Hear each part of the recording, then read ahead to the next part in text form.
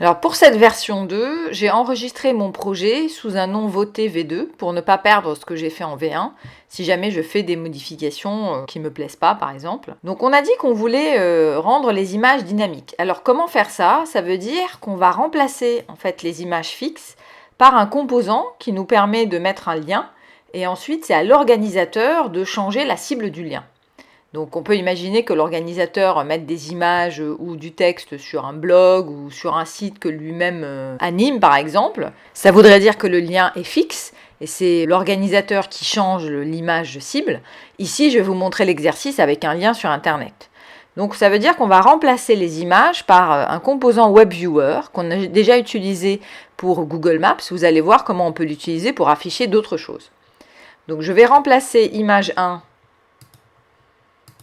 par un composant WebViewer que je vais glisser ici. Et la même chose pour image 2. Et je vais associer à WebViewer 1 et WebViewer 2 directement dans le designer, par exemple, l'URL de destination, sachant que vous pouvez aussi le faire au niveau des blocs. Alors ici, je me suis avancée, bien sûr, j'ai déjà préparé mes images cibles. Ce sont les mêmes images que j'ai utilisées, voilà, que j'avais téléchargées pour l'application. Donc c'est pour le principe de vous montrer la manière dont on va intégrer une URL. Donc on copie l'adresse de l'URL et on la met ici au niveau de Home URL pour le WebViewer 1. Voilà. Et vous pouvez rajouter Ignore SSL Errors quand il charge l'image, parce que parfois il peut y avoir des erreurs de connexion. Donc, et pour WebViewer 2, c'est pareil. Donc on va aller chercher une autre image.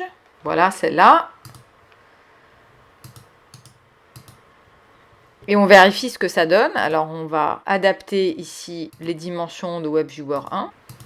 Alors c'est à vous de chercher quelle est la bonne dimension, hein, parfois en fonction de votre téléphone, ou voilà, donc ça peut être des pourcentages, ça peut être... Sachant qu'on peut redimensionner l'image à la main. Quand l'image ne s'affiche pas tout de suite, on peut la redimensionner.